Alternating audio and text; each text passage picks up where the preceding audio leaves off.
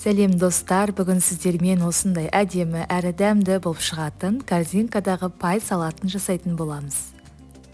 Ол үшін ең алдымен тауық етін дәл видеода көрсетілгендей етіп 4 бұрыштап кесіп аламыз.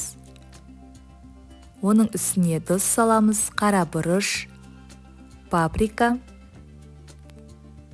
кептірілген сарымсақ және сұйық май құйып барлығын жақсылап араластырамыз. Және маринаттауға 20-30 минутқа қойып қоямыз. Енді осындай фольганың көмегімен корзинкамыздың формасын жасайтын боламыз. Менің каналыма тіркеліп, лайк басуды ұмытпаңыздар достар. Фольгамыздың астына осындай кез келген шыны ыдысымызды қойып, корзинкамыздың формасын жасап алатын боламыз. Корзинкаға мен осындай тортилья қолдандым. Сіздерде үй жағдайында қандай лаваш түрі бар, соны қолдана берулеріңізге болады.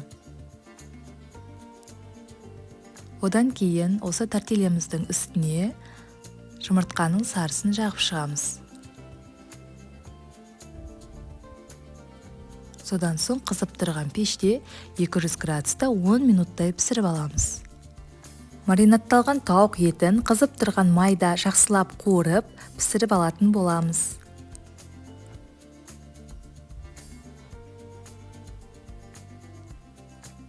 Және қиярымызды видеода көрсетілгендей етіп 4 бұрыштап кесіп аламыз. Барлығын ыдысымызға саламыз. Және осындай сухари салып шығамыз. Кез келген ас көк саламыз. Кішкене тұз, майонез салып, барлығын жақсылап араластырамыз. Міне корзинкамыз осылай болып пісіп шықты. Енді корзинкамыздың ішіне дайын болған салатымызды салып шығамыз.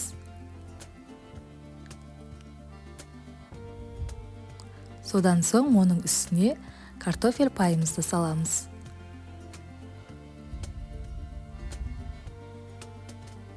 Және де осындай кудряшка деп аталатын ас көкпен әсемдеп шықтым.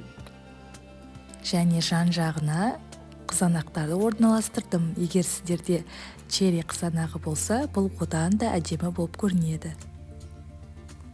Міне достар, салатымыз дайын, өте дәмді әрі әдемі болып шығады. Барлықтарыңыз міндетті түрде жасап көріңіздер.